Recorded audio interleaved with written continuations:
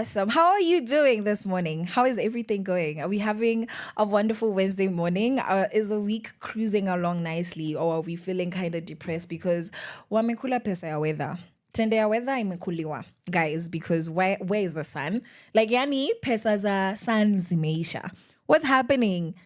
Ama tumerudi kwa dhambi tena. Like your story, we sang that song in August, and now it's September. We were doing okay for like a whole week, a week and a half, and now it's really gloomy. Ama tumerudi kusema hii weather inakaa kama roho za wasichana wa Murima. Sijui nani alisema hivyo. It was not me. Pia mi ni msichana wa Murima, and it's not okay, guys. Mbona mnatuongelea hivyo? What is the reason? Why would you do that? Anyways, if you're just joining us here on Power Radio, this is Sheversations. My name is Caroline Murote, and if you want to have a conversation with me, because that's what I do best, you can feel free to reach out at Caroline Murote on all social media platforms and at Power Radio on all the socials. Holla at us. Call me. I can't wait to hear from you. Yeah, guys, what have we been up to? What's actually going on? Today we're going to be talking about mental health, and today we are also shouting out our Woman Crush Wednesday. Who do you think it is?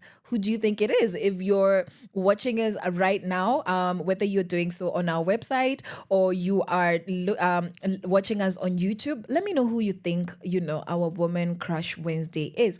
I normally get excited because I get to celebrate somebody who's doing awesome things, somebody who has actually been pushing their grind, somebody who can set an example, somebody who has a whole what do you call this? They have a whole CV, like they've been doing this, and now we can talk about them because they have their work which speaks for them. So I just want to ask you, what is your legacy? What's the thing that you're doing that people are going to remember you for? That if somebody who was not your relative or your close friends or your work colleagues had to do a tribute in your name, what would they say about you? Would they have items on that list? Would they have enough to say to celebrate you because of the things that you have achieved?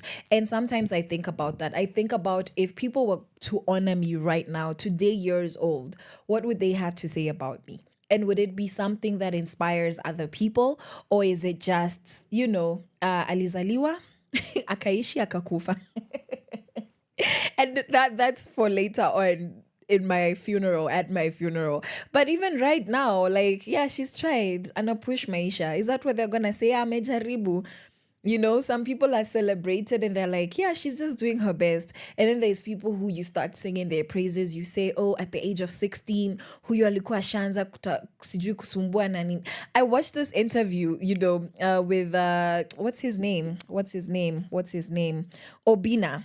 Yeah, I watched this interview with Oga Obina, and he was interviewing Mother Karua. And Mother Karua was like, mi nilianza kitambo. I was a troublemaker in school. I got suspended from 2 high schools because I didn't like drama. I couldn't be beaten on my bum, and they didn't like me. And I always spoke up against injustice. And I was like, I love that. So even by the time she was in her 30s, people who knew her school, her teachers, her principals would have a lot to say about her. That if we're saying that this woman cares about justice, she's cared about justice since she was younger. So what are you going to be known for this Wednesday of September, on the 25th of September, 2024, karibu tuingie Christmas? There are people right now who are not correct in the head, who have already started planning for Christmas. Mko sawa? You don't want people to feel like they've achieved anything in 2024. Like, can you guys just calm down? Could you just chill? Could you just calm down because muna too stress? Why would you be planning for Christmas in September?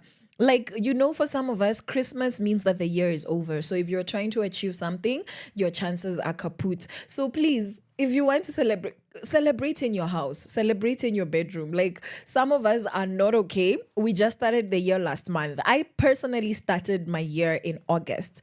Do you understand? So whatever it is that I should have achieved in 7 months, I'm going to be achieving in what's 12 minus 7? It's 5. I know this. I'm smart. I did math. Yeah, it's 5. So I'm achieving whatever it is that I should have achieved from January, and I started doing that in August. And who's going to tell me anything? Like, who's going to beat me? Who's gonna beat me? Who's gonna do it? I dare you to show me somebody. And in the spirit of achieving our goals, we are gonna listen to Dream Chaser by Fee, and then Honsphere, Motoria, Aliye, and Noi are gonna give us a tune for lovers. Enjoy. Your kind of music, all day, all night, right here on your only station, Pawa Radio.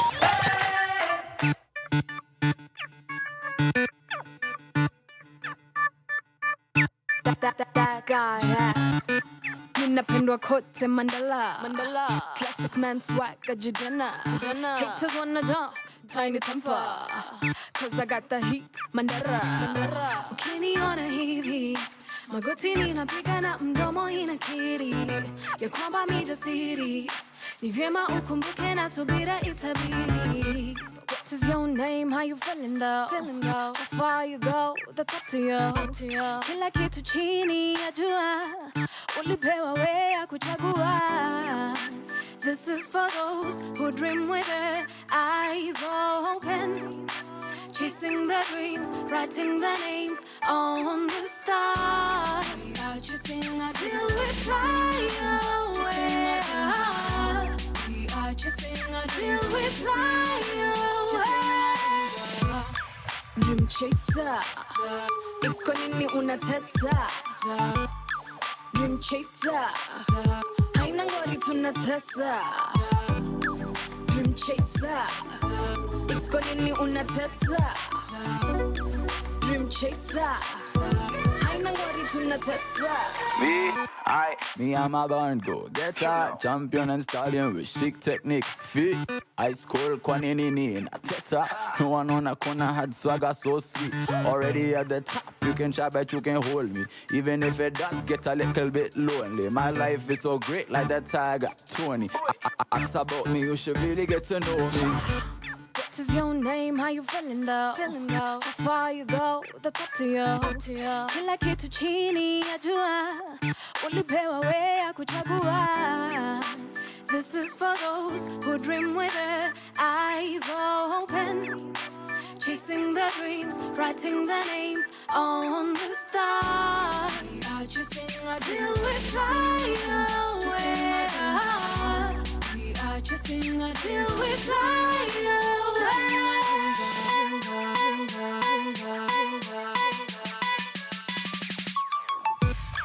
Dream chaser, iko nini unateta? Dream chaser, haina ngori tunatesa. Dream chaser, iko nini unateta? Dream chaser, haina ngori tunatesa. Dream chaser, iko nini unateta? Dream chaser, haina ngori tunatesa. Dream chaser, iko nini unateta? Dream chaser, haina ngori tunatesa.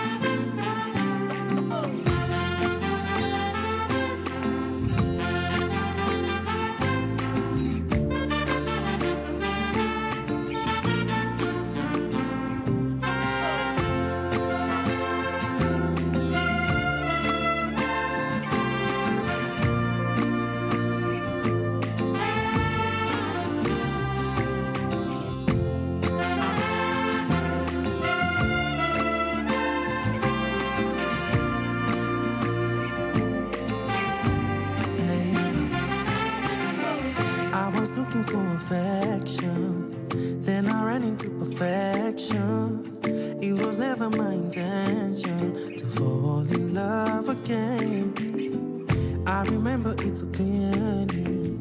Akiniona panic. I was never made for parties. She went ahead and held my hand. She said, life's too short, better shoot your shot. Kahukoredi basi kunywa shot. Nakoko sober then even better. Najua behutani hepa. She said, life's too short, so I'll shoot my shot. Yeah, I believe I was made for more. If I don't tell you, then I'll never know. I would rather tell you now. I was looking for attention when she came in my direction. I wasn't looking for a good time, no. I was tired of the drama till she opened her mouth. She spoke to my soul. She broke all the walls I'd built inside. Oh, amenifanya nipende tena. VP siwezi sema.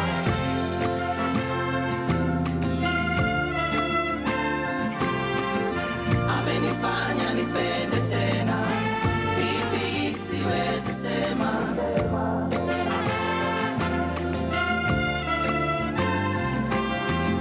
Amenifanya nipende tena.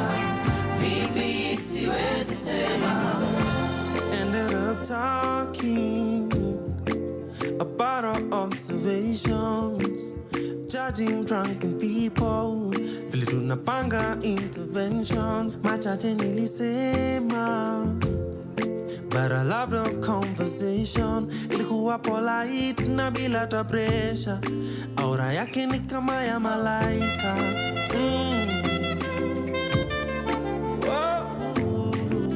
Nadhani sijatosheka, roho moyo mwili zote we imeenda.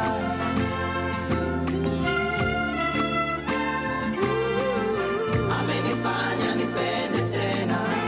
Vipi siwezi sema.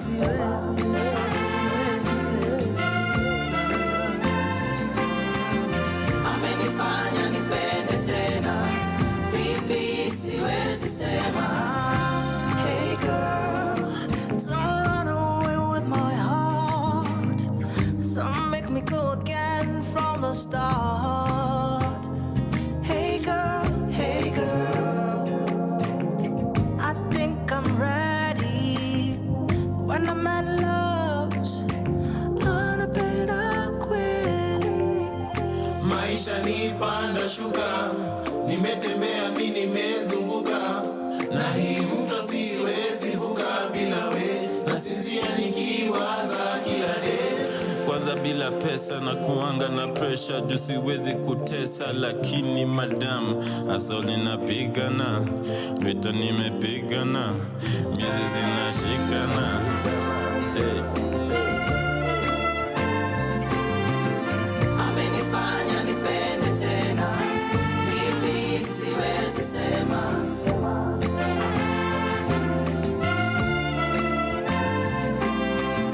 Amenifanya nipende tena.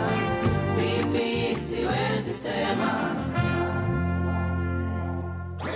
Your kind of music, all day, all night, right here on your only station, Power Radio.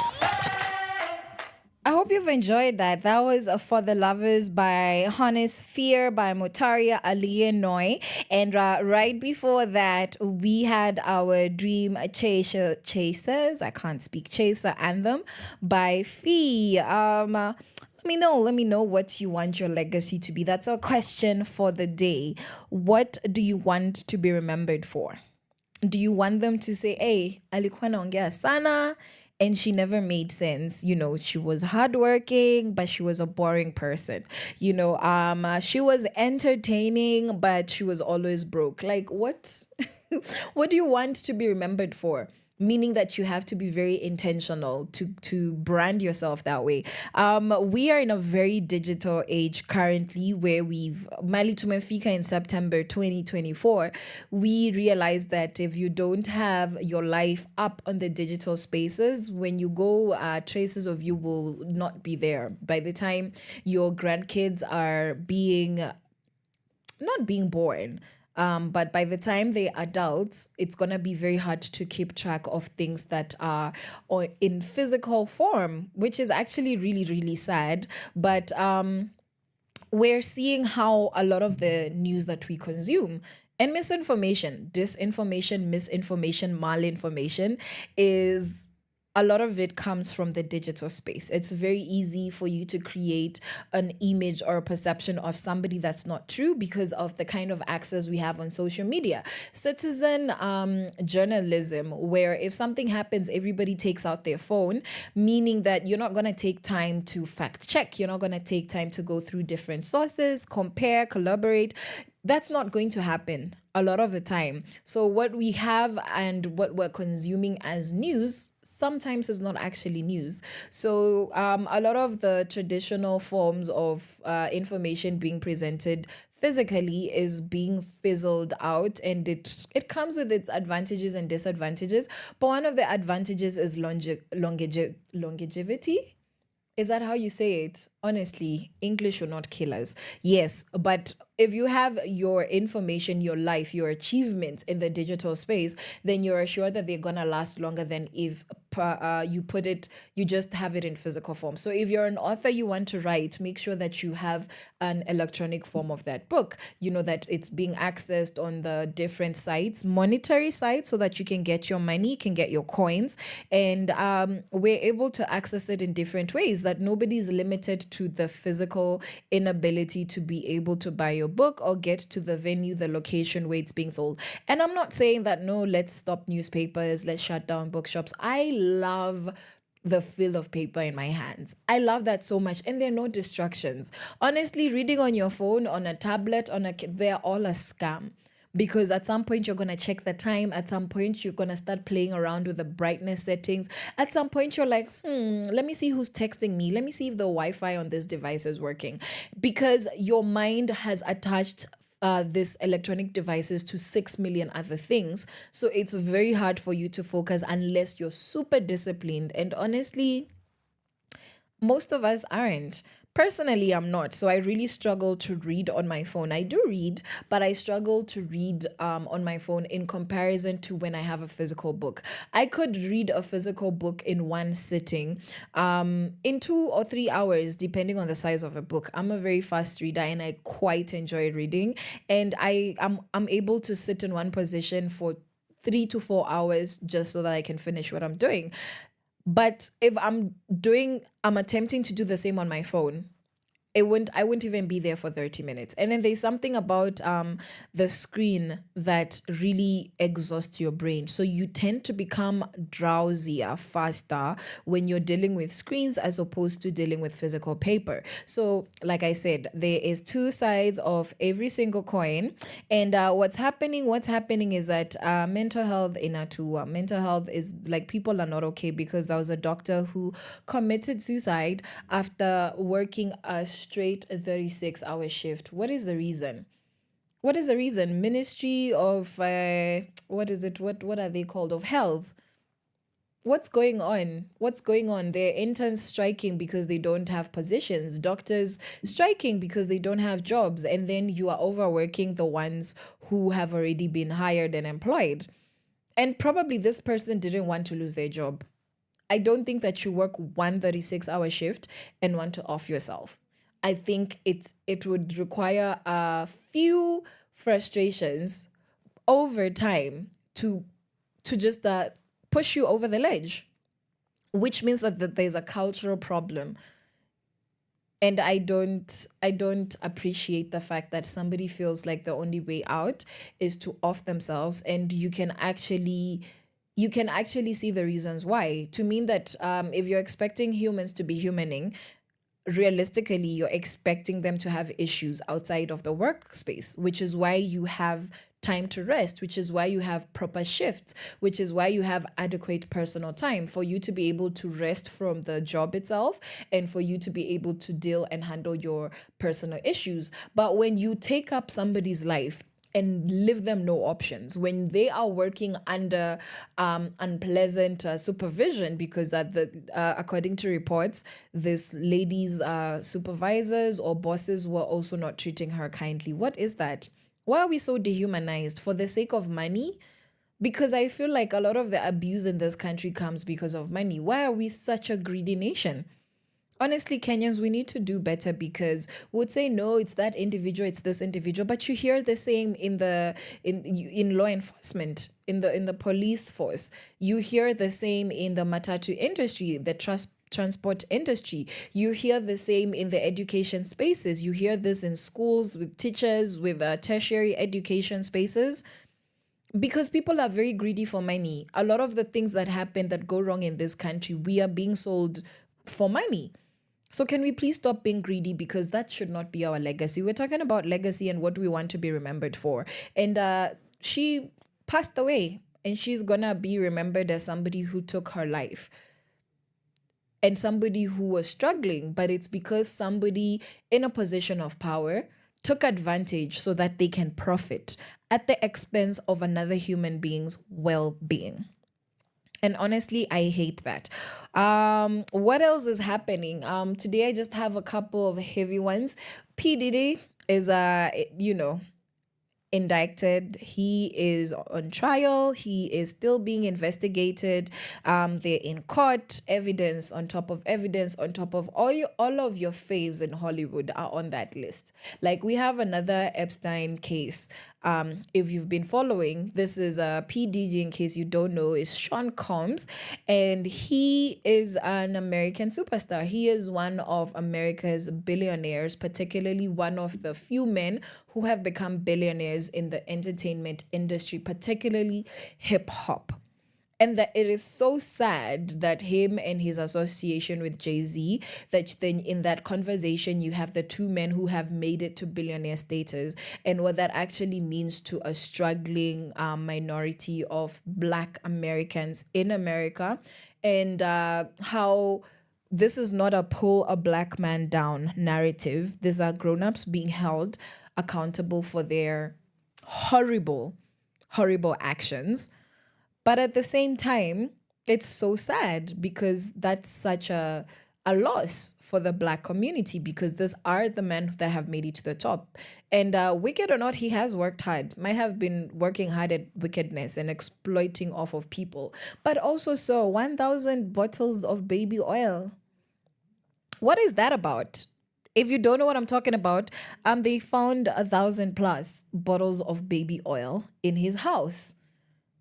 Like, by the time the police are investigating you, it doesn't occur to you to pour the oil down the drain and throw the bottles away, or just throw the whole thing away. It doesn't occur to you to hide your tapes. It doesn't occur to you to do that. Or are powerful people so delusional that even when they know they're guilty, they're just like, nah, they could never come for me. I'm too rich, too powerful. There's no way. Because I feel like if I was guilty and there was a fingernail belonging to the person that I killed under the bed, I might want to get rid of it, especially if I know it's there. Like, I put it there. So why would you not throw these things away? Yes, we know that you're involved in some disgusting sex trafficking things, sex abuse things, sex crimes. I understand that part. But the thing is, why would you not throw away the evidence if you have any semblance of a brain? I don't get that. Maybe, Wadao, you can help me understand what was going on, and the fact that he has a team of people who, I don't think he was going to the store and buying this baby oil himself. He has a PA, assistant, a secretary, somebody.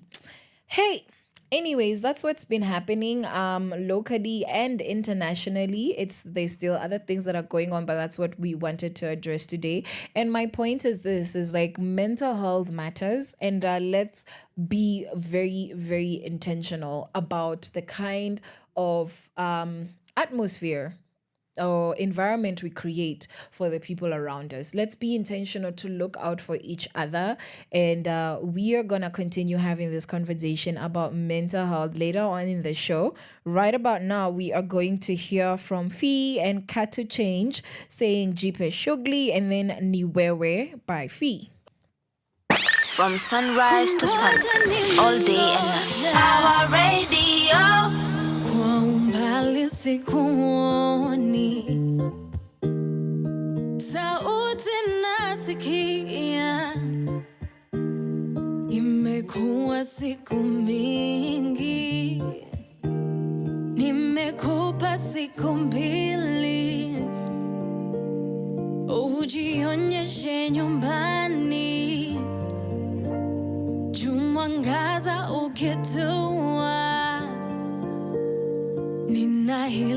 la kusema. Wewe jipe shughuli, nenda jipe shughuli, yeah.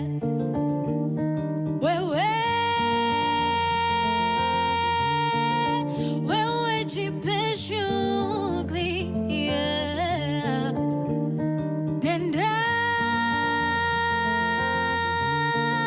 Nenda jipe shughuli, jipe shughuli, yeah. Ooh, yeah. Da, da, da, da, da. Matunda yameiva, si kazi yangu kuyachuna, na mwaka umepita, hujaonekana nyumbani. Wewe nimeongeza miezi 2, ujionyeshe nyumbani, jumwangaza ukitua,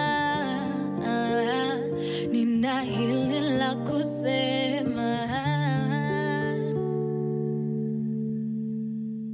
Wewe jipe shughuli, nenda jipe shughuli, jipe shughuli. Wewe jipe shughuli, yeah.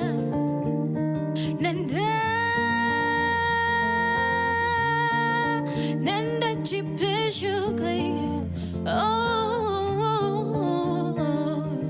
usiku kitandani nalia, nikiuliza uko wapi wewe. Usiku kitandani nalia, nikiuliza uko wapi wewe. Usiku kitandani nalia, nikiuliza uko wapi wewe. Usiku kitandani nalia, nikiuliza uko wapi wewe.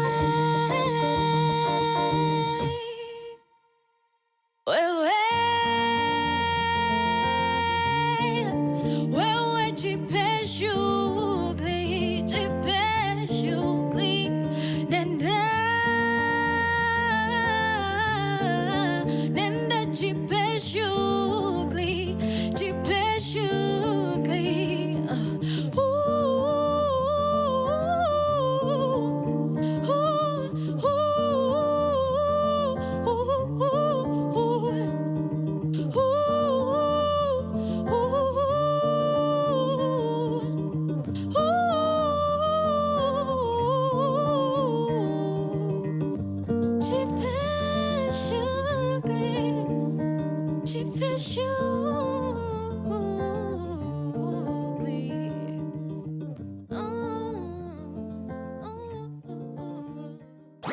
Your kind of music, all day, all night, right here on your only station, Power Radio.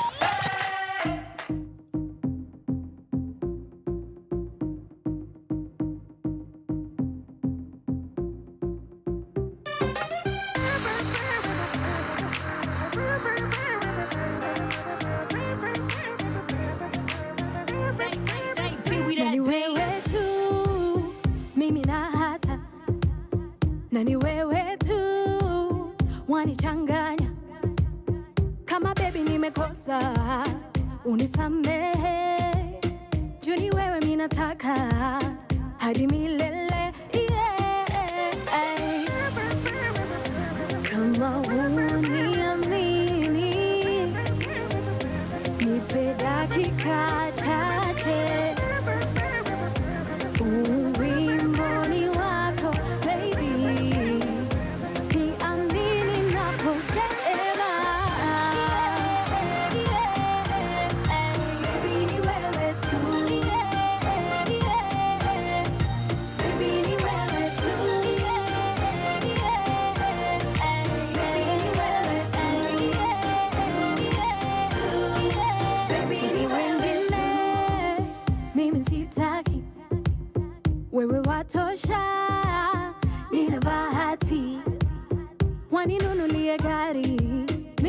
siwafuati, penzi kwako sibanduki, we wangu wa dhati. Kama huniamini, nipe dakika chache, uwimboni wako baby, niamini naposema.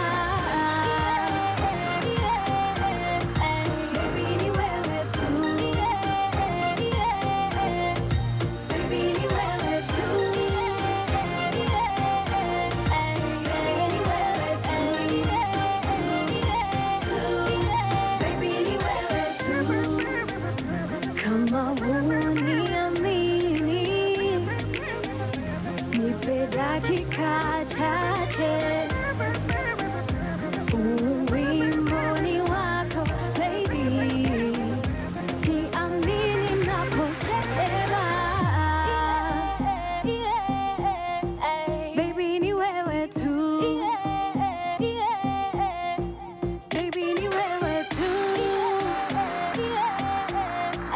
baby ni wewe tu, baby ni wewe tu, baby ni wewe tu, baby ni wewe tu,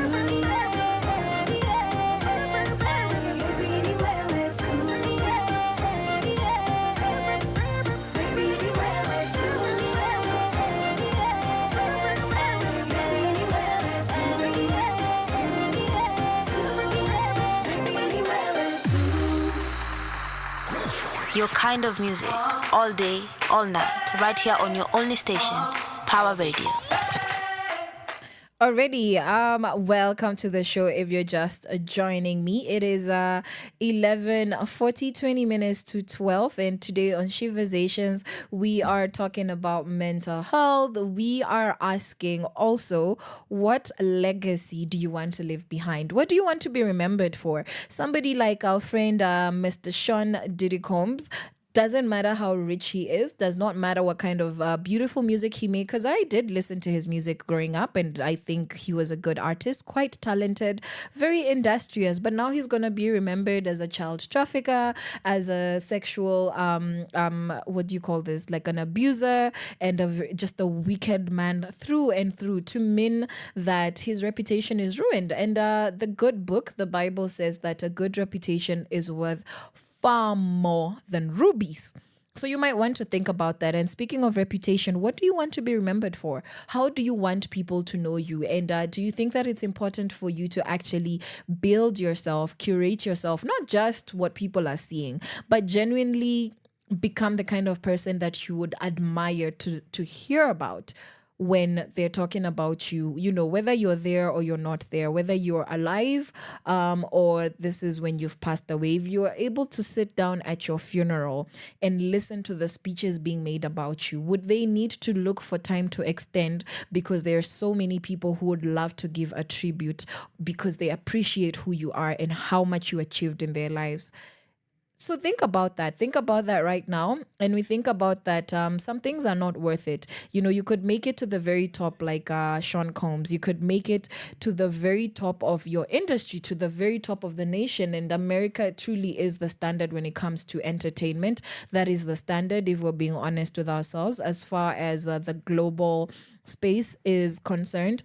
And why would you want to make it to the top and not have anything else? You know, what does it gain a man? What does it benefit a man? What does it profit a man to gain the whole world and lose his soul? So let me know what you think about that at Power Radio and at Caroline Murote. Now, on other news, we are celebrating a wonderful young woman called Fee. That is our crush for 2 days Wednesday. She's a WCW, and her full government names, because we really love making people feel awkward, because some of these people you would never think about them in terms of their government names. But serikali namjua kama Phyllis, if you know what wamurema Phyllis. Why do you do that? Like tulirogwa ama ancestors, because L and R, that LR factor, what's going on there in the N and the M? Like inakwanga very cringe, but it is what it is. We embrace it. So Phyllis Mwehaki Ngetich. That is her name. And ma'am is 31 years old. She's a good old millennial, born on the 13th of January 1993. So if you want to wish her a happy birthday, then you can do so on the 13th. Put that on your calendar if you're a die-hard fan. So she was born and raised in Sotik town, kule sides Eldoret, Watua Mursik. Yes, and she is both Kale and Kikuyu. And she says, people think I'm a city girl, but I am a village girl to the core. And we love that. We love people who come from, all corners of this country and they make it out into the urban space and they beautify it, because it doesn't matter where you're from, it matters where you're going. And for a lot of us, it matters that we go where we're from. That's one of my aims in life. One of the things that I want to be remembered for is how authentically African as I was. So even when we speak this tongue, which has become the global language, I want people to remember that I cared about Africa, I cared about blackness, I cared about women, and I cared about justice and things that matter. I cared about substance and not just shallow things, just because I have a microphone and a space to express myself. And I love that. I love that Fee embraces where she's from, because it's people that have a proper sense of identity that stand.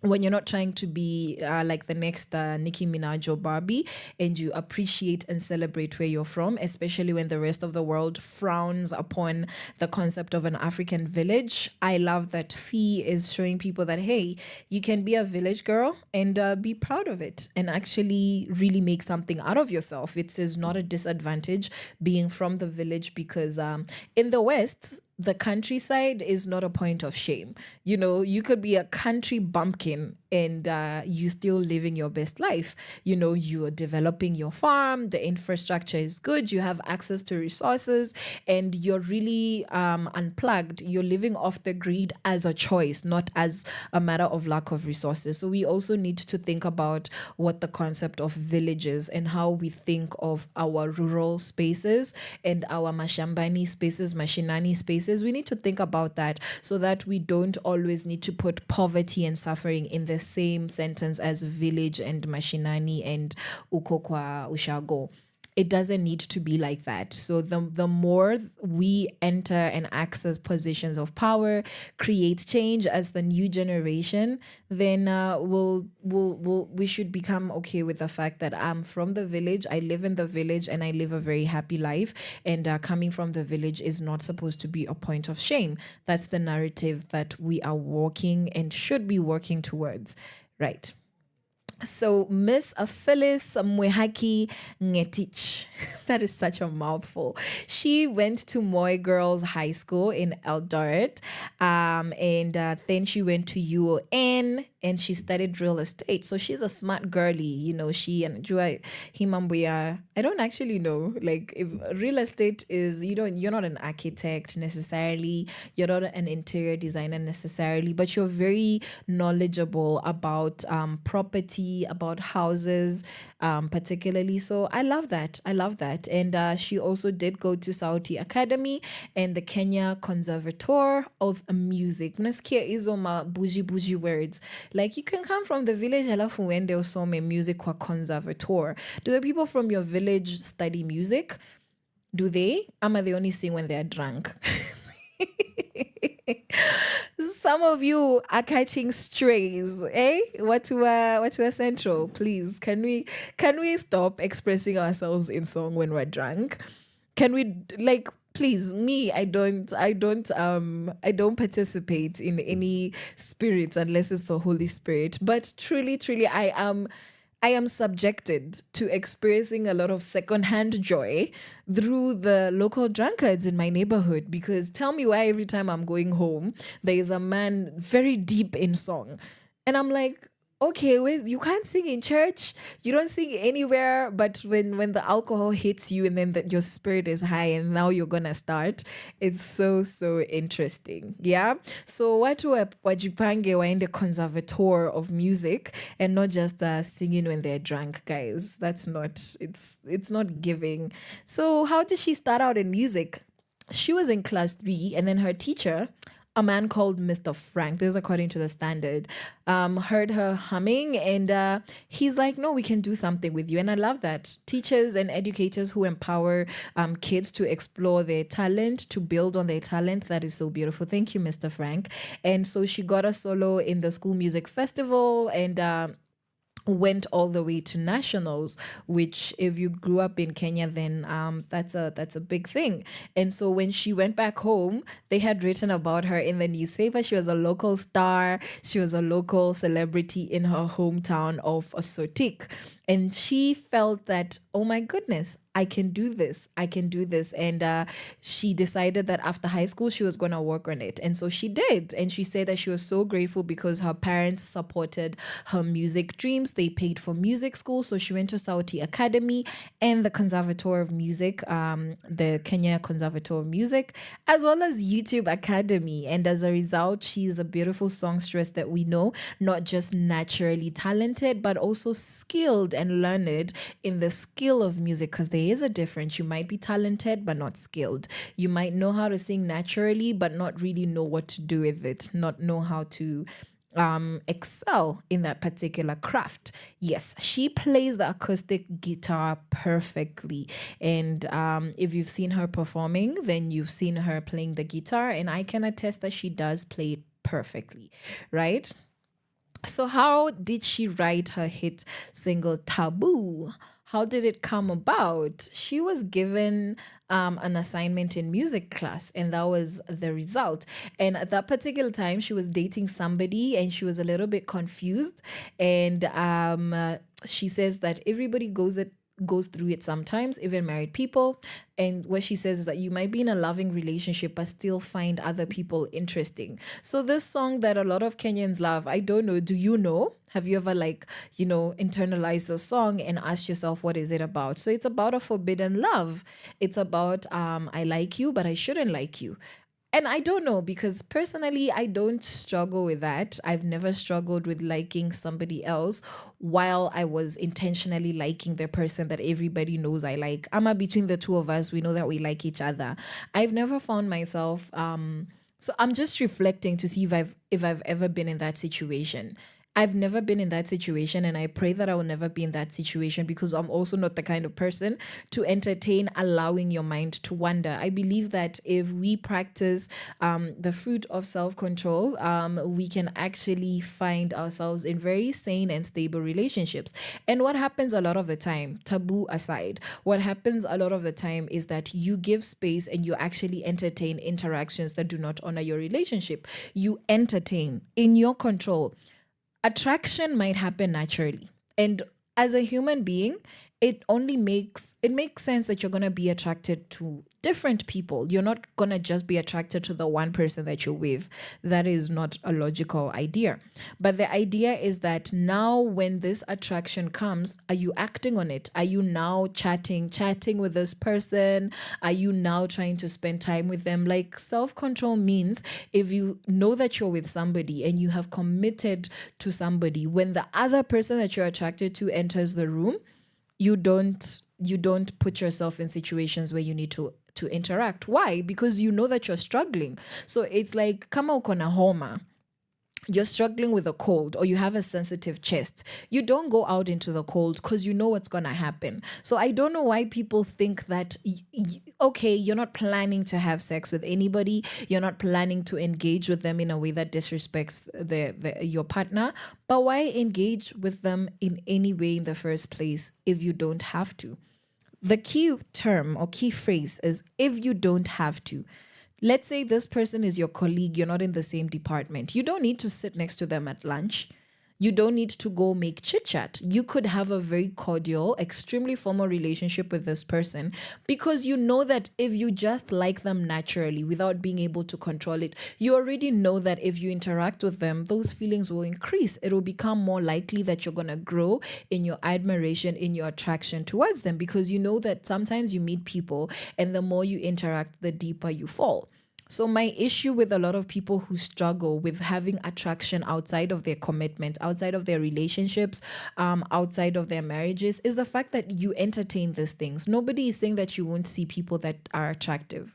but don't entertain it. Like, don't be having work husbands and work wives if that's not a helpful thing. If you know that you struggle, or you start to feel like, I might like this person more than my average colleague, I feel like that's reckless. And we are comfortable with being unfaithful. We are comfortable, as I think, as a society, as a modern Kenyan society, we're very comfortable with this illicit affairs. We're comfortable with it. It's not an issue. If you hear how people talk about it, wamekubali that it is normal. No, what is normal is self-control. What is admirable is self-control. What is admirable is praying about it, or whatever it is that you do to center yourself, to get yourself back to your senses. Go home and talk to your mother.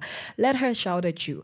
Let her tell you how affairs or whatever might have ruined her marriage, and so on and so forth. So yes, this is a beautiful piece of music, and the song is beautiful. Like, clearly the song is popular because it's a beautiful song. But also, let's not pretend like we don't put ourselves in these situations and then accept them as normal. Just because it happens doesn't mean it's normal. Normal is when enough people do it and then it becomes acceptable. If you want to denormalize something, all you have to do is to reject it. And so if we actually wanted to stop having awkward situations with where you're actually stepping out of your relationship because you just all of a sudden happen to catch feelings for somebody else, then let's just make that not normal. Let's just say, as long as I'm with somebody, I'm not in any way or form, not in conversation, not in jokes, I'm not going to entertain other people that I'm attracted to. I'm not saying don't talk to people. I'm not saying treat people rudely. I'm not saying that. I'm just saying be intentional, because you know it within yourself when you start to grow an attraction. If you're a self-aware adult, you can be held responsible. So as this taboo feelings come in and you want to express them, don't. Just remember me saying, don't do it. Please don't do it. All right. So she wrote taboo as an assignment in class. She was going through, this issue, and she's like, oh my God, you're taboo. The way that I'm feeling is taboo. And I like that you know that it's taboo. Some taboo things should remain taboo. So thank you for that, Fee. And her limelight moment is when she became the second runner-up in the inaugural season of the Airtel Trace Music Star Search in 2015. Kudos to you, ma'am. And she went on to win Maisha Superstar same year. And she also then did a cover for Nameless's Nasinzia, which somehow cemented her musical journey in Kenya. So we celebrate her. And then after that, that's when she had her breakout song that we've just discussed, Taboo. I'm a taboo, depending on which language you see it in. And it was a massive hit song. And then she was also featured by Calligraph Jones and King Kaka, which is a beautiful way to start. It's a beautiful way to start. And she reminds me of Nikita Kering. We spoke about her last week. And she also had her first really big collaboration with Calligraph Jones for Coke Studio. So Fee has a similar story. And we love it. We love it when the heavy industry carriers don't gatekeep, and they see this young artist and they actually share the limelight, and there's enough space for everybody. There's enough to go around. We don't need to scramble for all of these things. And on that note, we are gonna hear from Nyamaza by Fee. From sunrise to sunset, all day and night. Power Radio.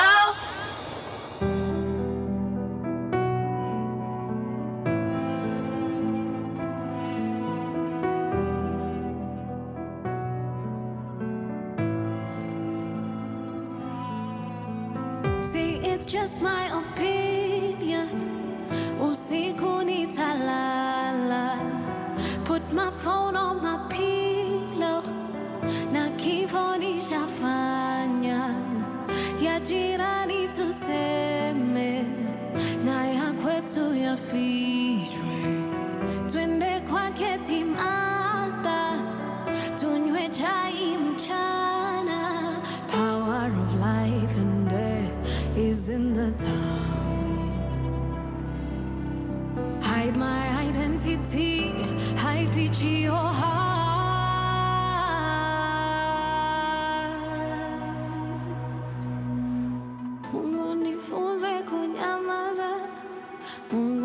nifunze kunyamaza. Mungu nifunze kunyamaza. Mungu nifunze kunyamaza. Mungu nifunze kunyamaza. Mungu nifunze kunyamaza. Mungu nifunze kunyamaza. Hutamani kulia yakienda kushoto, msalaba dunia, sisi sote twabeba. Who are you gonna run to when they don't wanna see you? Juu maneno ni sumu, wengi imehukumu. Power of life and death is in your tongue. Hide my identity, haifichi your heart.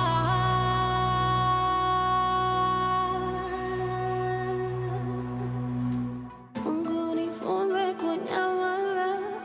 Mungu nifunze kunyamaza. Mungu nifunze kunyamaza. Mungu nifunze kunyamaza. Mungu nifunze kunyamaza. Mungu nifunze kunyamaza. Mungu nifunze. Oh, Mungu nifunze kunyamaza. Mungu nifunze kunyamaza. Mungu nifunze kunyamaza. Twaumizana. Mungu nifunze kunyamaza. Mungu nifunze kunyamaza. Kunyamaza.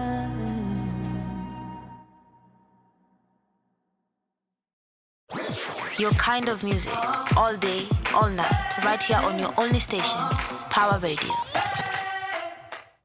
Alrighty, so that was a fee with Nyamaza. Amesema Mungu nifunze kunyamaza. Hide my identity does not hide your heart. It means stop being a horrible human being just because you feel like it's anonymous. Don't say things if they don't need to be said. Don't say things if they don't have value. If you're not building something, you're most likely dismantling. And she said also that there is a power in your tongue, in life and death lies in the power of the tongue. That is a quote from scripture, from the Bible, and it is a fact. It is a fact. And sometimes you give life to people, sometimes you take it away, not just your own. So be very intentional with the things that you say, because words are very powerful. Words are extremely powerful. Yes. Already. So what's going on with Fee is that she is somebody who's very intentional about music. She wants to create music for change. She wants to create music that actually matters, right? And she believes that she wouldn't have had her life changed if she didn't have the opportunity of the platform, Maisha Superstar, right? And so how it changed her life is that it did both good and bad. And she said that she experienced 3 months of anxiety. We're talking about mental health. She felt like she was stretched too thin emotionally. And she learned things in 3 months that she believes would have taken 10 years in the industry. So it was quite a jam-packed, I guess, a syllabus when it comes to the things that she learned musically in Maisha Superstar. And she said that she learned from people who get to do it every day. And by the time you live there, you have your music business figured out. Yeah, and this just reminds me of Empower. It reminds me of what MDQ is doing as well. And I love it when people who understand music, this is not something that we embrace in our society. So I really love it when people who understand music create platforms where if you have the space to learn, you have the resources, the privilege to be walked through this kind of system, then you come out empowered. And so I love to hear a musician who said that I was prepared.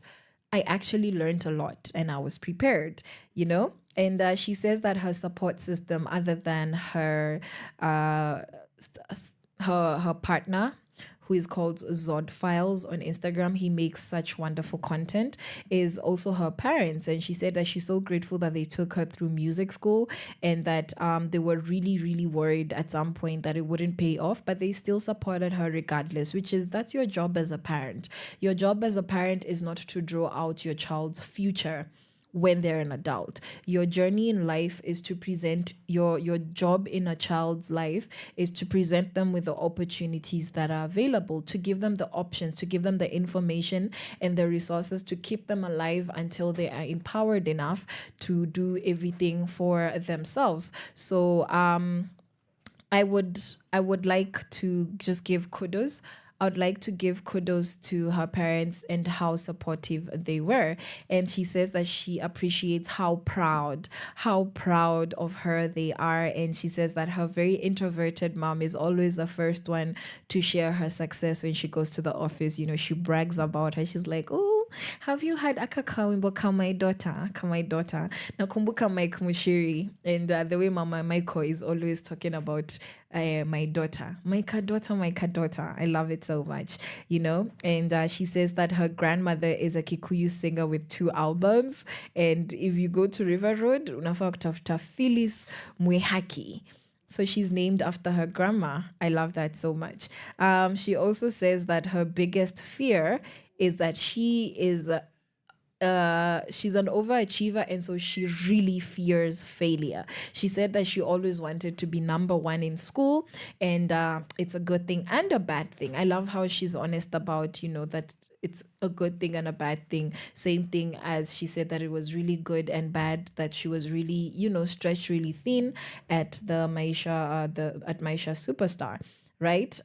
She says that sometimes it makes one not appreciate life's pace, but it gives results. So when you fear failure, you work hard and you get results. And she says that she's okay with that. She's comfortable with that, even if you're not always pleased, as long as you have results. And when she was asked in this particular article about what her life's mantra is, she said that it is the Bible. She said that her favorite verse is "Seek ye first the kingdom of God, and everything else shall follow." And yeah, if you listen to her music, you can tell that some of her content is actually inspired by the Bible. So she is a spiritual human who gives ode to the Most High, and I love that. I love that for her. And let's talk about Fee as a mother, because that is a big part of her life that she openly celebrates. If you go stroll through her social media on Instagram, on Facebook, she is a proud mommy of 3. Recently just gave birth to her 3rd child. I'm not sure if it's a boy or girl, but the first 2 are boys. And if you've been listening, if you're a fan of Fee, you know that she's been singing to her sons. She's shouted them out in a couple of her songs, and I love that. Yeah, so she announced that she was expecting her 3rd baby in March, and has since then delivered. So in 2020, when she was pregnant, she started a platform on Instagram stories where she would speak to expectant women and those who had already delivered, and she would engage them on their struggles as to what they've gone through and the lessons that they've learned as mothers. And I love that, you know, just engage people where you're at. She was not aware that she was expectant when she got pregnant the first time, and she was traveling and flying, and she thought, this is just jet lag. Hey, do you see people's problems, guys? Do you see people's problems? People's problems is that they're traveling and they think that pregnancy symptoms are jet lag. Yeah. I asked if your village people have gone to conservators, and now do you know anyone who confused their pregnancy symptoms for jet lag? That's how you know you've made it in life. So if you don't have people telling you such stories attached to success, when they say they're a villager, they also say that they went to the Kenyan Conservatoire School of Music. You know, when they find out that they're pregnant and they were not expecting it, also it's because they were traveling and thought it was jet lag. I love stories like this. They just make life so interesting. Yeah. And so it was a week before her fourth year finals. She had an unfinished project, and she was really oblivious as to why she felt sick the entire way and back, because she was, she had to catch a flight to work. Please, guys, catch flights, not feelings. And she said that that exam week was so stressful, and that she didn't think that UON has ever seen that much vomit. So clearly, she had an interesting pregnancy, but she's so grateful that she was able to graduate. And when it comes to the delivery of her first baby, because this is a story that she has shared several times, she said that things didn't go as planned because she had hoped to deliver normally, but she ended up having to be taken in for an emergency C-section.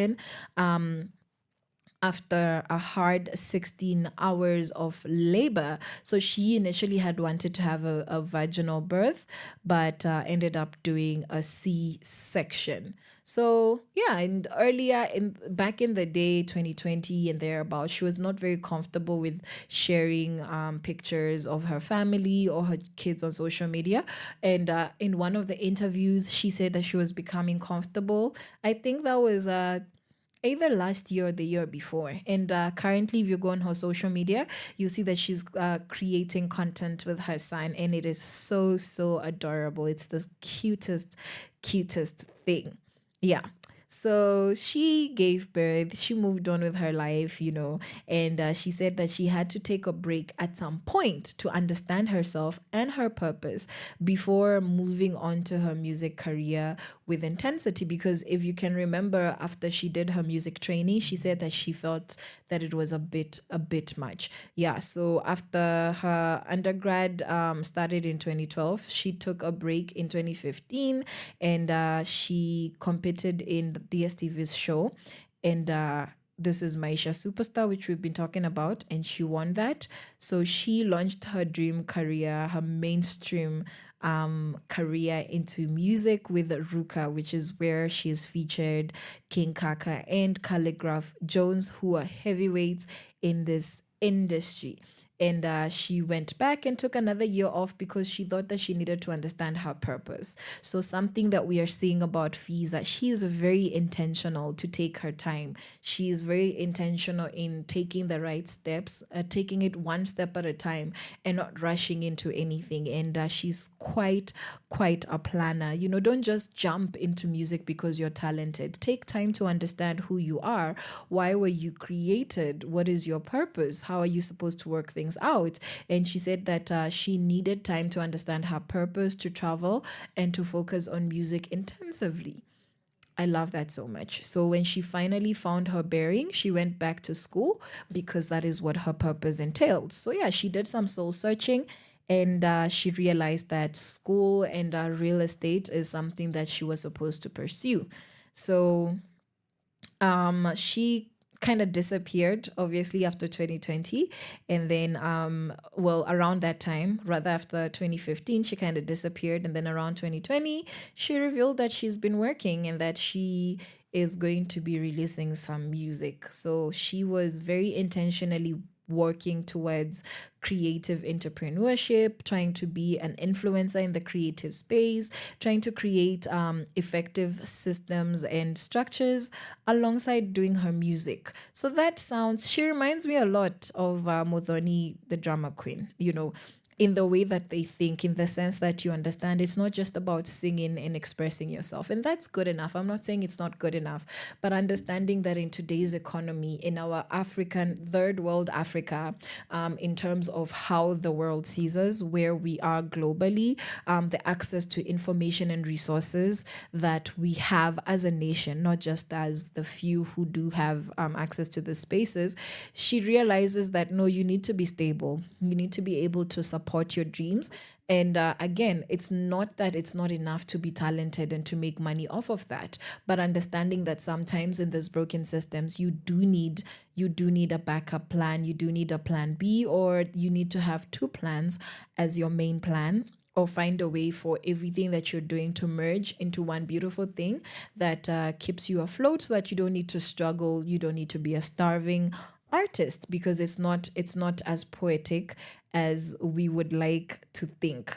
Yeah. So now, right about now, we're gonna listen to Manzi Wamana by Fee. From sunrise to sunset, all day and night. Power Radio.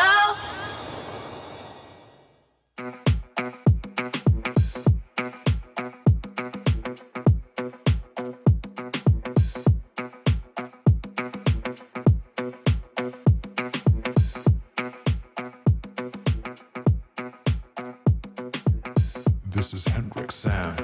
Hekima mdomoni mwake na uzuri wake wasambaza kote. Heshima kwake ni msingi, akiipeana apewa kwa wingi.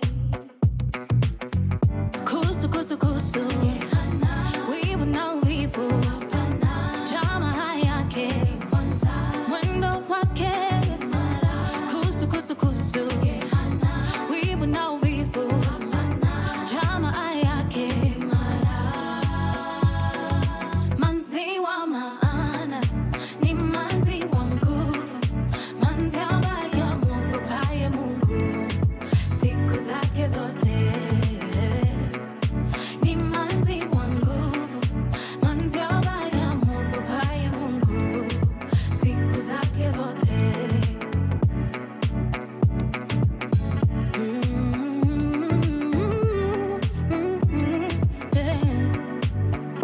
Kazi zake ni za kuvutia, lote afanyalo afanyia Mungu, na ukweli ndiyo nguvu yake.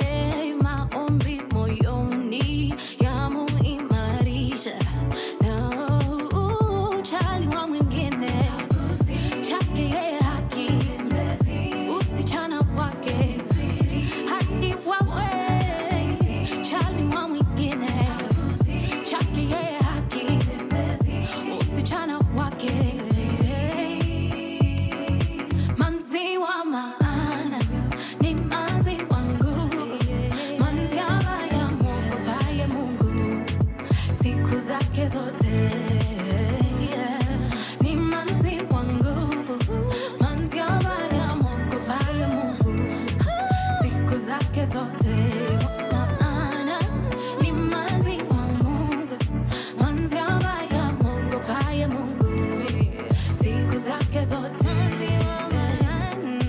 Ni manzi wa nguvu, manzi ambaye amwogopaye Mungu siku zake zote.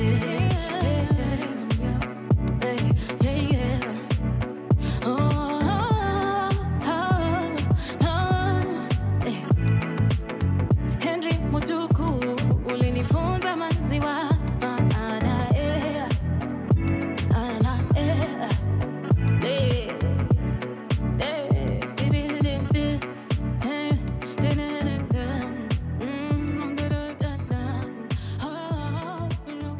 From sunrise to sunset, all day and night. Power Radio.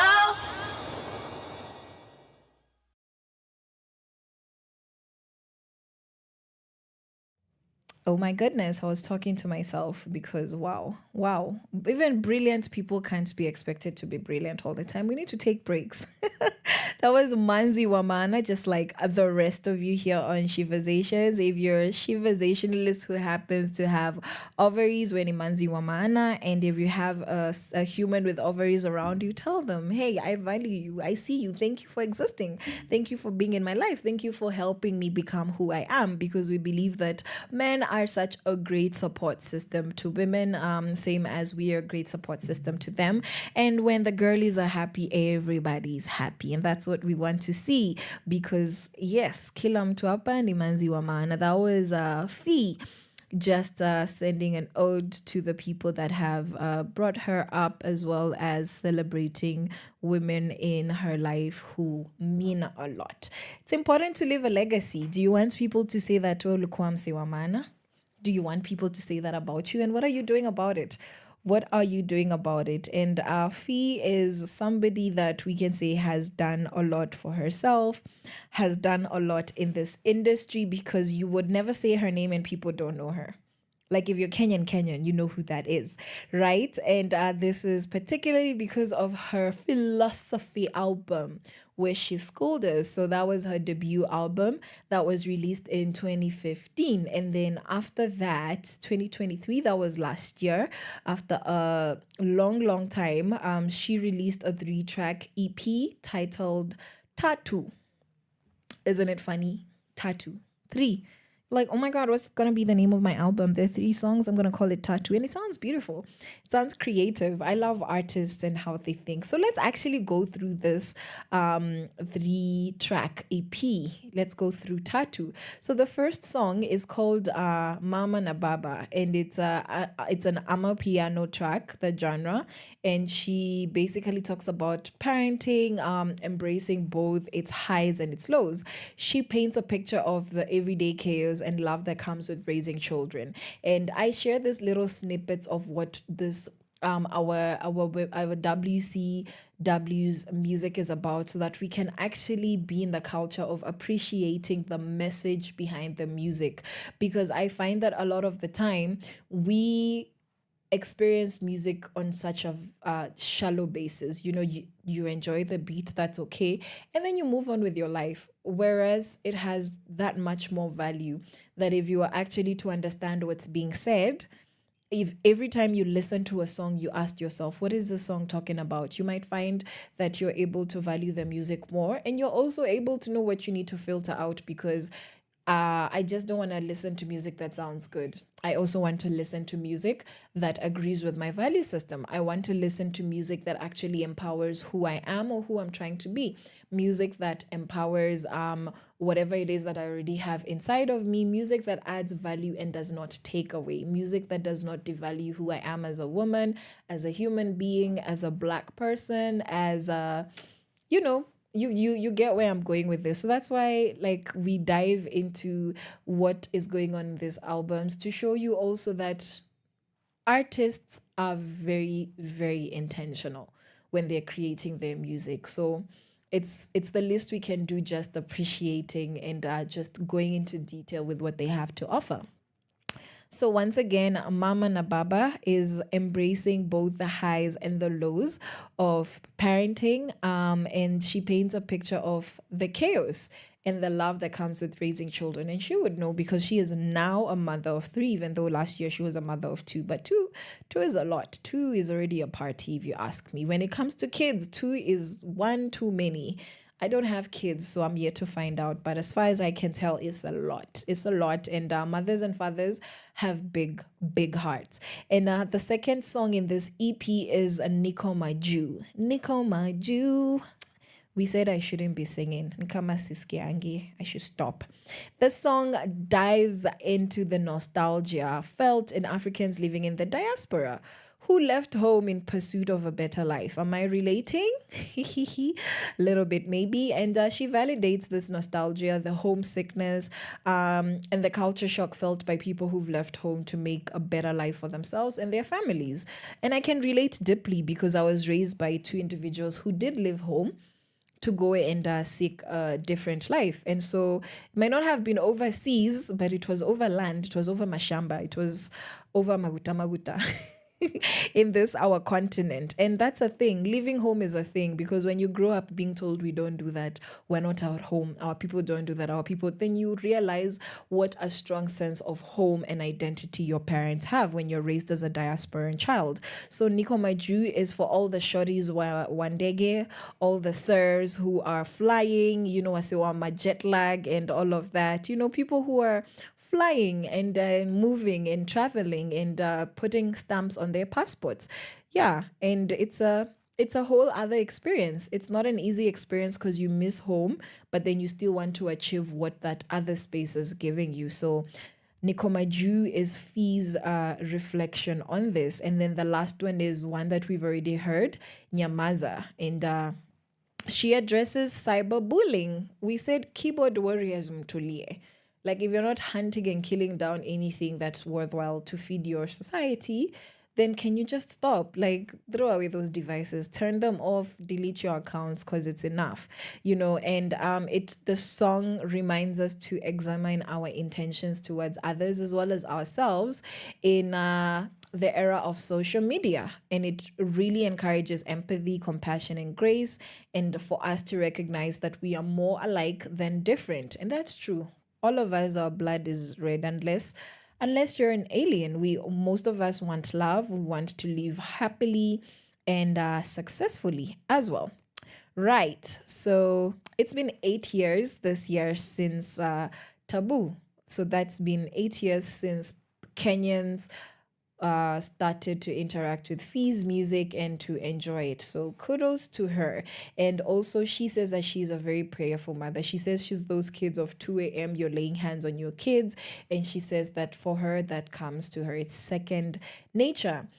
She also says that she's very glad that she's not felt othered because she's a female artist. Because every week when we have a Woman Crush Wednesdays, we look at what struggles these artists have been having, particularly with being a woman. Is it different for them? And she says that she feels like she's been very blessed because she's not had particularly disturbing experiences with regards to her being a woman, even though generally the industry is not easy to deal with.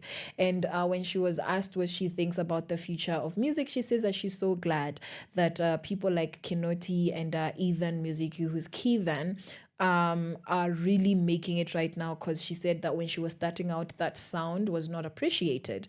And she says that they are the future of Kenyan music because they are being embraced and they're allowed to express themselves. And that's something she would have loved for herself when she was starting out. When asked what her favorite thing is, she said that it's just bumming. She just wants to stay home and be a bum. And it's truly her favorite thing to do for self-care, which is honestly would recommend. 10 out of 10 would recommend. And she says that she also really loves to drive because it clears her mind. And right before we finish the segment, what are the achievements that she's had? That was she got the Maisha Superstar Award and as well as the Kenyan Buzz People's Choice Award winner. Wow. I love that. I love that for her. So that was Fee. Fee, we celebrate you here on Power Radio. Continue being an example to young women, young mothers out there, just young trend setters. We really celebrate you. I celebrate you. So if you get to hear this or watch this, shout out to you. Shout out to you, Miss Fee, already. So what are we gonna hear from next? It's still her, and actually these are my two favorite songs by her, and it is Taboo and One for You. Enjoy.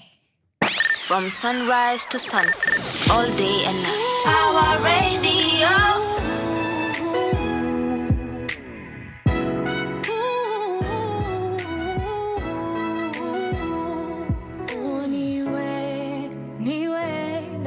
Kukucheki anipenda nimemwacha nyumbani hajui baby wanichanganya zingua maliza mimi sijiwezi ni makosa baby forbidden fruit so sweet naenda mimi sitabaki twajiweka shimoni. This is where we end, yeah. 'Cause you're taboo. Oh yeah, wewe ni taboo, wewe ni taboo too. 'Cause you're taboo. Oh yeah, wewe ni taboo, wewe ni taboo too.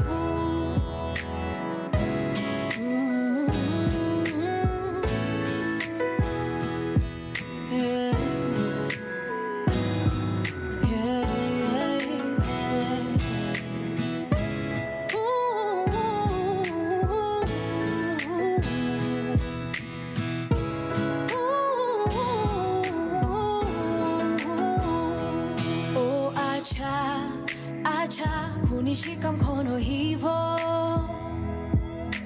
ninahisi mengi ila ninajua kuna kikomo. Si upendo ni mchezo, uongo si tumeamini. Najaribu kumpenda niliye naye, go on and let me be. Mimi sitabaki, twajiweka shimoni, this is where we end. Yeah, yeah, yeah. 'Cause you're taboo.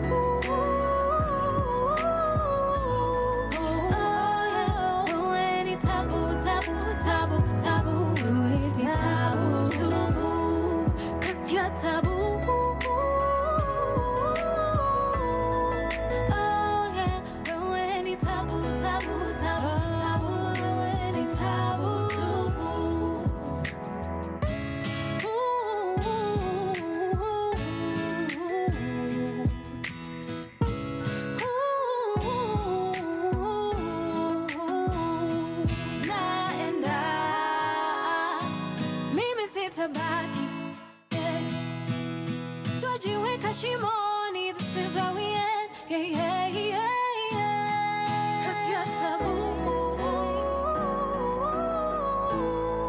Oh yeah, wewe ni taboo, taboo, taboo, taboo. Wewe ni taboo, taboo. 'Cause you're taboo. Oh yeah, wewe ni taboo, taboo, taboo, taboo. Wewe ni taboo, taboo.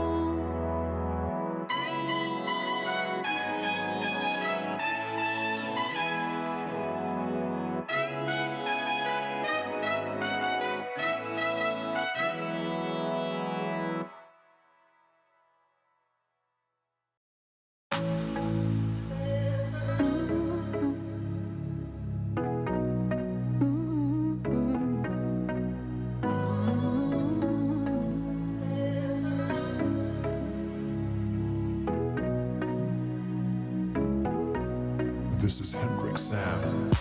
Misikatai, unanidai, akiwalahi, ninaogopa sitadinai. I want you to lie, ni vile I'm trying to find good love, baby, baby. I'll be the one for you.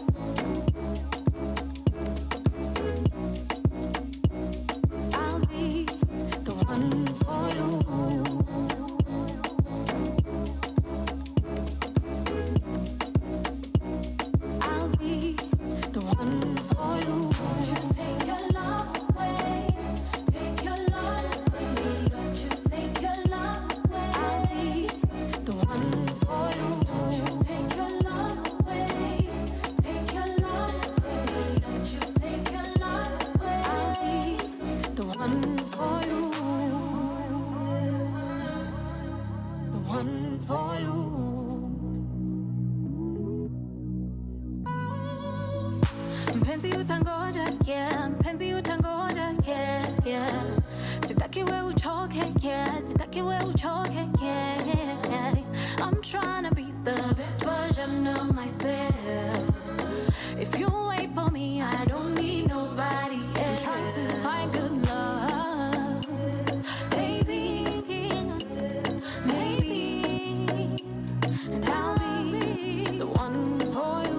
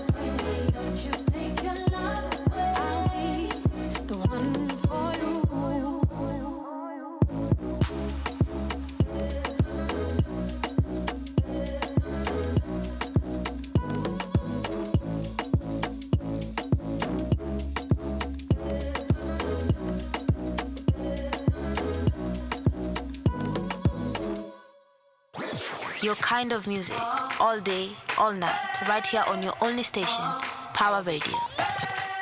A Power Radio. I am the one for you. In case you didn't know, please remember this name, Caroline Murote. If you want to know who's for you, I'm for you here on Sheversations on Power Radio. Here you tune in and you power up. So if you want to be empowered, Power Radio is a place for you, and particularly Sheversations, because here we are intentional about amplifying the female voice. We have just shouted out Fee. We have given her flowers. Thank you so much, Fee, for your music. Thank you for your art. Thank you for what you've achieved, because it's inspiring the rest of us. If you've been inspired by Fee and her story, her music, her achievements, if you have any feedback, if labda siku moja mlipatana mahali and you got into a cat fight, I want to know. I want to know if one day you were somewhere and she said, hey, let me pay for your food. Holla at a girl. Let me know what's been going on. Let me know what you think about her. If this is the first time you're hearing about her, let me know as well. Because, you assume that, hey, huyu mtu anajulikana. Kumbe, there's a whole bunch of us here who don't know. So just give me that feedback on @Caroline Murote on Instagram. It's Caroline_Murote. And also Power Radio, @Power Radio across all our platforms. That would be Facebook, Instagram, X, and TikTok. Yes, and if you want to talk to me directly, you can holla. Just slide into my DMs and say, hey girl, I want to have a conversation. And don't be weird. Don't be weird, because me nitawa block, nishawambia. So that was a Fee with Taboo and One for You. And today we're talking about mental health. That is our topic of the day. And as we go into why it is important to talk about mental health, why is it important for us to address mental health matters? Why is it? Do you know? Do you know why it's important? Ama it's kwenu it's just a trend, kwenu it's just like ni vitu tunafaa kuwa tumezoea. So what do you think about that? We need to understand why mental health matters. Why do we need to address these things? Because if we don't, then we have situations where 7 doctors have died by suicide in the past 2 years. And this article was last year. And according to last year, at least 4,000 doctors were currently unemployed, despite the country facing a shortage of doctors. Sometimes I feel like screaming. Yes, there is just so much going on. So as far as last year, 7 doctors that we know of, because you know that every time death is reported, there is a whole bunch of others that are not reported or not even acknowledged. So 7 doctors last year had died in the past 2 years. So that is between 2021 and towards 2023, you had 7 doctors die. And then we add our doctor that lost her life this Sunday because she was forced to work under extreme conditions that didn't make any sense. Honestly, mental health matters and people take it for granted. And today we are understanding why it is important for us to address mental health issues. When these things go unchecked, they affect us. It's like a cancer that, if not treated, will kill you and kill you very quickly. And the worst thing about mental health issues is that they don't always come with physical symptoms. They don't always come with, oh my goodness, nimepata homa juicy kuvaa sweta, nimenyeshewa so nimepata homa, I've not been eating well, my immune system is weak, nikapanda nduthi ama nikaketi kwa gari bila kufunga dirisha, the wind got in my face, nimepata homa. There isn't always a direct or clear explanation as to why people are going through the mental health issues they're going. So this is an invisible killer. It is a silent killer, and it is a very effective killer because it's not being treated and it's not being addressed. Mental health is not just a trend. Talking about mental health issues, because mental health is just the state of, how are you doing? How are you doing psychologically? That's the term that's used to describe that. But now when we say mental health issues, mental health challenges, then those are the issues that we normally are talking about when we mention mental health. It's an effective killer because it's not being adequately addressed. We just keep saying that it's important, but we continue putting up the same practices that affect people and make their mental health worse. So, what happens when we don't address mental health issues, or why is it important for us to address mental health issues? The first reason is stigma. The more we talk about mental health, we create an acceptance about it.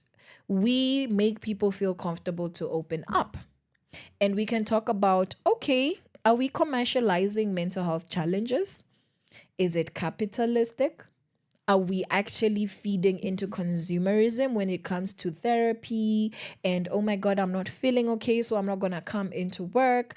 What are we actually doing? We would be able to have conversations about this with no stigma if you're able to talk about, yes, people are depressed, but then there's people who just don't have capacity because they're emotionally lazy. Would be able to openly have those conversations so that we don't put the bandage of depression, mental health issues on every single thing that seems like somebody's not feeling okay. Do you understand what I'm saying? So talking about mental health issues and addressing them takes away stigma. The second thing it does is that it creates an arena for problem solving. When you talk to other people, this becomes a useful strategy to help solve difficult and challenging problems. There is a saying that I'm sure all of us, if not most of us, have heard that goes that a problem shared is a problem half solved. So does it mean you go telling your problems to everybody? No. Just limit that to the people that love you, na drivers wa Uber. That was so uncalled for. But guys, why do we tell Uber drivers our whole lives? Why? Like, you won't tell your best friend when you're upset, but you'll tell your Uber driver who you slept with and which boyfriend you are cheating on or not cheating on, what your parents did to you as a kid. Like, Uber drivers need to be paid more. Unpopular opinion is that Uber drivers need to get counseling certificates because we really do be using them. Myself included. There's a lot of Uber drivers, sai wakinikumbuka, they'll be like, where's Yule msichana wa XYZ? Like, there's Uber drivers in this Nairobi that I've told my whole dream, my plans in life, the things that are frustrating me, during my childhood traumas. Guys, we're not okay. Like, please tuachane na Uber drivers. But imagine it works. It's so effective. Like, you're not talking, ama you're just saying 2-3 words. It's literally paid therapy, is it not? Like, I will never say I've never been for therapy before because I have. Uber drivers. I need to stop. But yes, when you talk about your problems, it doesn't automatically solve them, but it does create an opportunity for you to get a solution. But you need to know who to talk to, because there are people you will talk to and they'll make your problems worse. So you do need to be wise.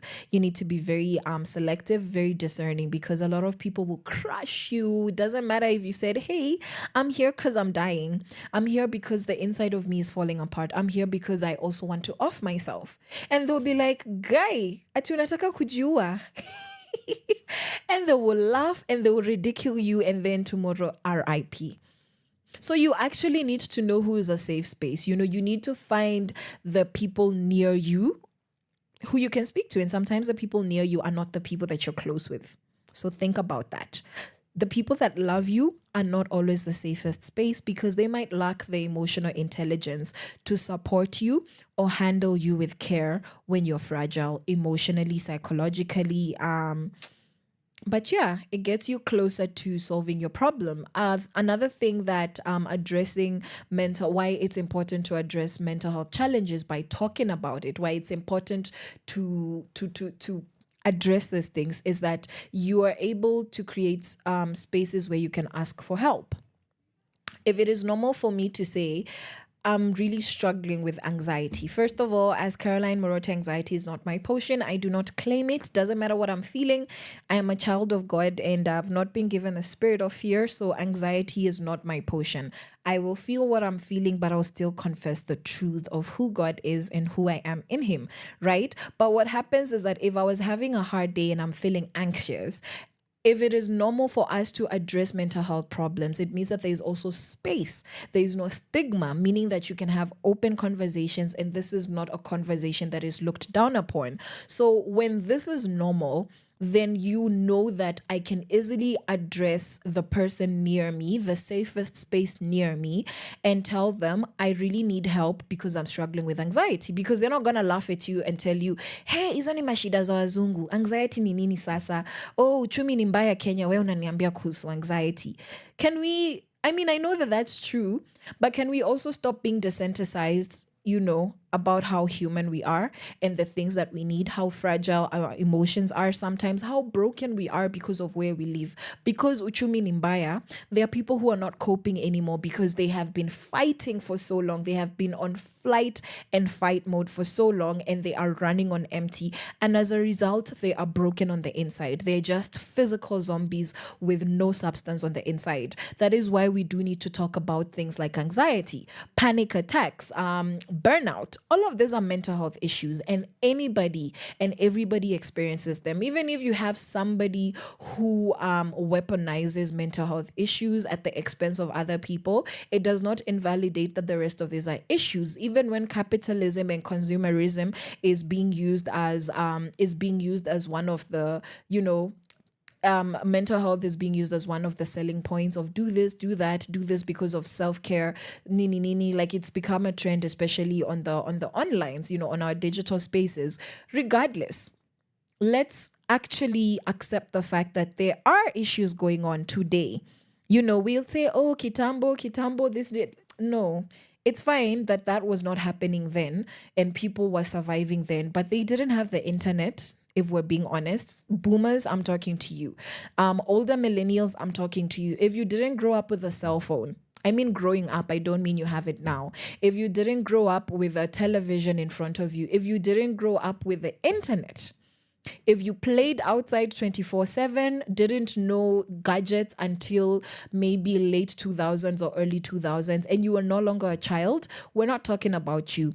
And if you lack empathy, then you can't relate. And sometimes it's okay to just step outside of a conversation and say, I don't know what's going on here, so let me educate myself. So for a lot of younger millennials born in the 90s, late 80s, 90s, and then Gen Zs, it's a very different situation from what people before them experienced. Why?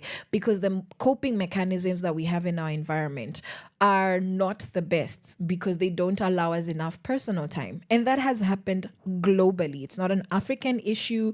It's not a third world issue. It's not a first world issue. But the more advanced we become technologically, the more spaces and access there is on the internet to different ways of working, earning money, creating content, expressing yourself, sharing spaces, communicating, then the more mental health challenges affect us. Why? Because we don't spend enough time together. So you find that these advancements are helping us, they're helping us cope in one way while coming at our detriment in another way. And so we need to say, no, people are not just being weak. People are genuinely struggling because of the environment. Same as if you lived next to a factory that was producing toxic fumes, and then you say, oh, children nowadays have really weak lungs and they're not strong. It's what are they to do? What are they to do? Let's actually deal with how do you strengthen the lungs if the air everywhere around them is toxic. So in the same way that our environment as a younger generation is not healthy when it comes to the excessiveness of technology and how it's affecting us, how everybody's right to self-expression is really infringing on other people's spaces, how comparison and how fast-paced everything is, and how much opportunities to make money are not as vibrant or as available as they were, say, in the 90s, the 80s, the 70s, to people who are skilled or qualified or educated. That's really affecting today's young generation. So I don't think that they lack capacity to cope. Their capacity to cope looks different because they also don't cope with nonsense. Like we saw Gen Z telling soldiers that at least mturushie tiagazi ya mint. And our grandparents could never. Like, they would hear Moi's name and they would shake. So if you're saying that the younger generation is weak, then also Basisi, you were weak because why were you not fighting against the government? After the Didan Kimadis and the Tomboyas did it, why didn't you do it? Why did you have 30 years of oppression? Why did you have 20 years of oppression? Sorry, I meant 20 years. Why was that the case?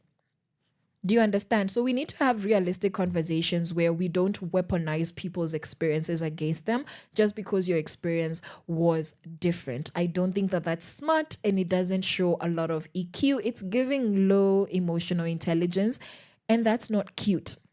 That's not cute. Another thing that addressing mental health issues does is that you're able to help others, because when you talk about mental health to people, you support them to be confident when they speak openly. So when you create a platform to talk about something that's often not talked about, you give other people the strength. You allow other people, you show them that it's okay to talk about this thing.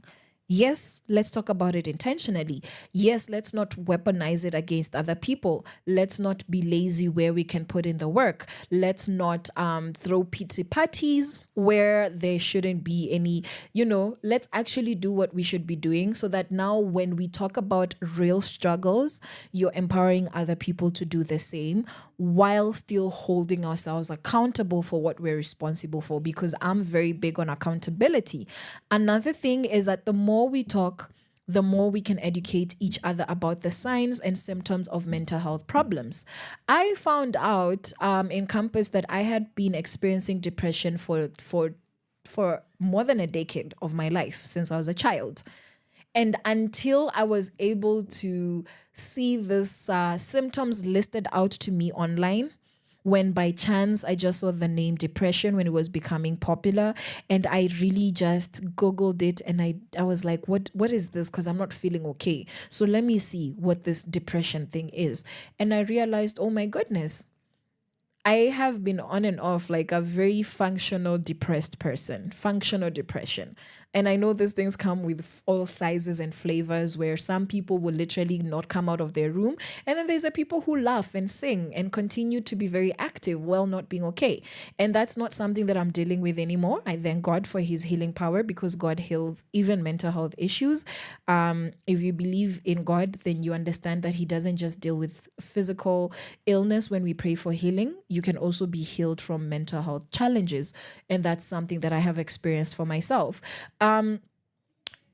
If people don't have information about the signs and the symptoms they're having, then they wouldn't even know what they need help with. You might think that you're just having headaches. You might just think that you just feel stressed. You don't like people. But maybe you're struggling with anxiety because maybe you have a trauma that has not been addressed. Do you understand? So when you talk about these things, you educate each other about that. This is a sign and a symptom. This one, you're just lazy.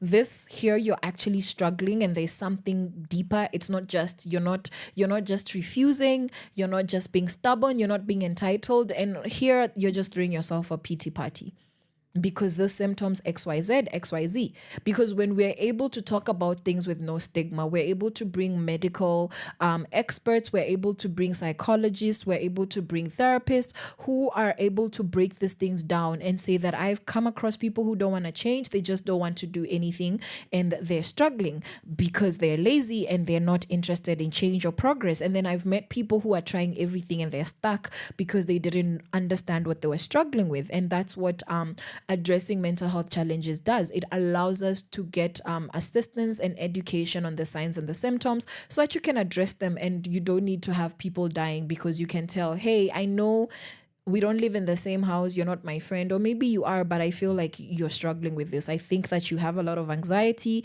The symptoms that you experience are not normal and they're not healthy. So can we please look into this before it becomes a bigger problem? So if our grandparents didn't have mental health challenges, I'm very happy for them. But they also didn't have internet. So you see how it's going hand in hand. Like, you see how it's going. I'm really talking to the boomers because the comments that I hear on social media, and a lot of our boomer generation have done a lot to destroy their kids when it comes to mental health, because our current generation is very aware of boundaries, very aware of toxicity. So because watu walizoea to be oppressed, kuongeleshwa venye wanataka, they do that and expect that it's the same. No, we're not a generation that accepts to just be spoken to anyhow. We're not a generation that is going to take it sitting down. We will disappear and you'll never see us again.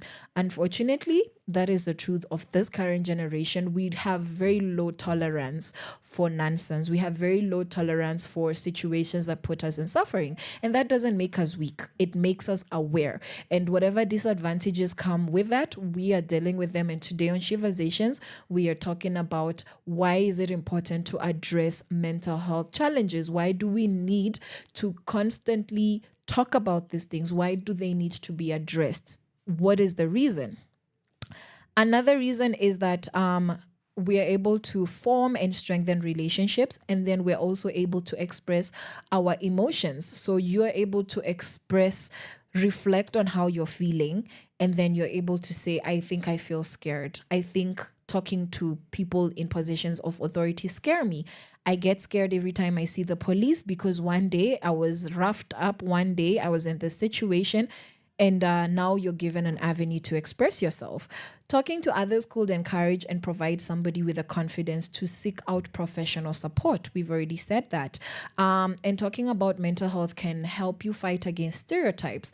Like women in sports, for example, women who are in male-oriented careers, such as being a public service vehicle tout, being a makanga, and you're a lady, you're able to talk about the things that are not regularly talked about. You're able to talk about, is it okay for a man to cry? When is it okay for a man to cry? Because it's such a serious topic in our African societies, or generally it's a conversation that's always being had. So we can talk about the stereotypes. We can address the physical stereotypes, the emotional stereotypes.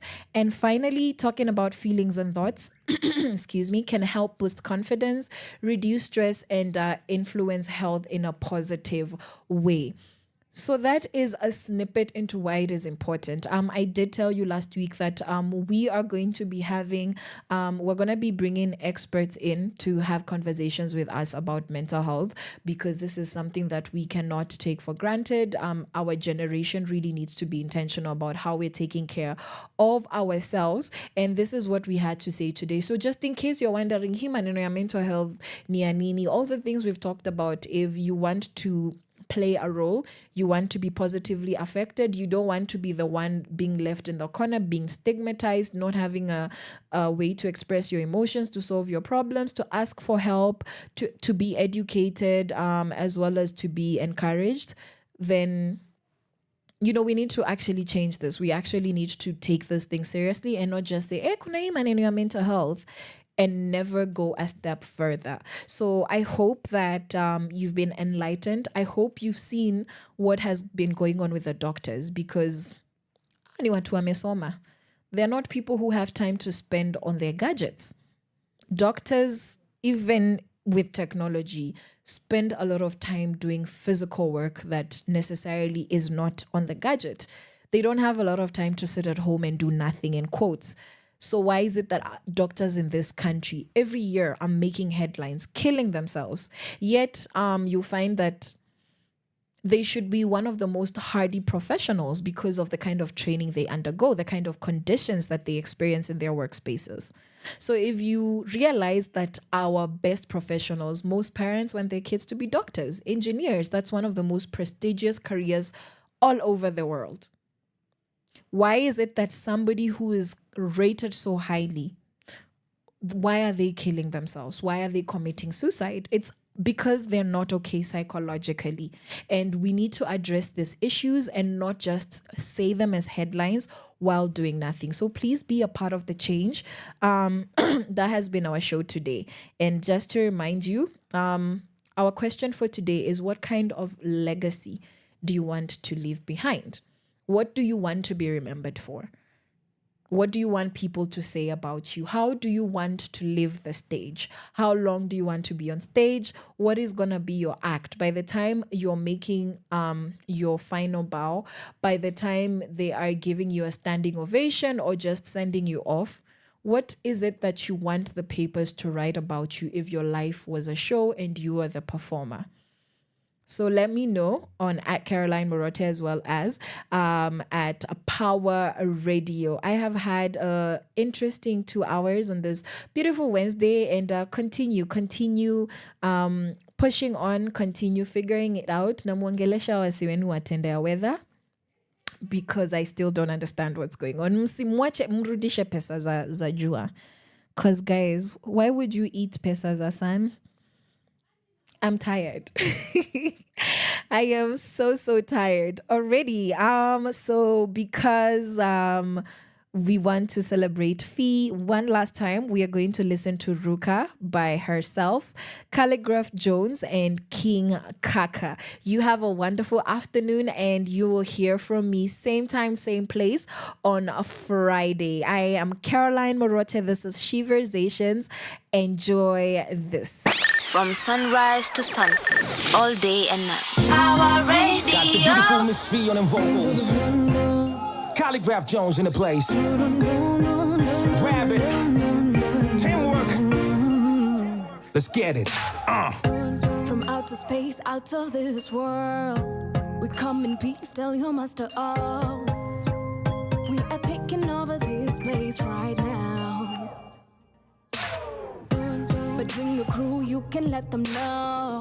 We in town, they should dress up for the show. We are bringing down this town tonight, oh. In an African party, we stomp our feet on the ground. We raise our hands in the air and say, hey, hey, hey. Ruka, leo hatulali jo. Dunda, asubuhi mpaka kesho jo. Washanare mademu na machali tu. Usijali hali mikono juu. Ruka, leo hatulali jo. Dunda, asubuhi mpaka kesho jo. Washanare mademu na machali tu. Usijali hali mikono juu. Imagine, hivyo ndo muingianga kwa klabu, au jasikia tunakula life na adabu na masela wana hela umenijazka hiu mase hela ni jui basi tela ni King Kaka, King of Zamunda, tuko ndani na tumedunga kaka clothing we bado mtumba, mina manager tuko tight anajua mini spend thrift, meza drinks nimezipanga kama Tetris. In an African party, we stomp our feet on the ground. We raise our hands in the air and say, hey, hey, hey. Ruka, leo hatulali jo. Dunda, asubuhi mpaka kesho jo. Washanare mademu na machali tu. Usijali hali mikono juu. Ruka, leo hatulali jo. Dunda, asubuhi mpaka kesho jo. Washanare mademu na machali tu. Usijali hali mikono juu. Bro, check it, yow. I go like boom, boom, boom, boom. Mikono kwa hewa nikifika tu kwa boom, boom, boom, boom. As I be rolling when I be the cruise, so boom, boom. Get out the way. I'm feeling like money today. I'm here to pour it up all over the club. I'm willing to pay, so that's how I plan to go and tap it. Hey y'all, Fee, what up? Let's make it happen. I'm here to get it cracking. Shorties are telling me that I'm attractive, cause they be feeling the swag, I'm classic. Call me Papa Jones, and that's it. That's it. I'm on. Ruka, leo hatulali jo. Dunda, asubuhi mpaka kesho jo. Washanare mademu na machali tu. Usijali hali mikono juu. Ruka, leo hatulali jo. Dunda, asubuhi mpaka kesho jo. Washanare mademu na machali tu. Usijali hali mikono juu. Ruka, oh.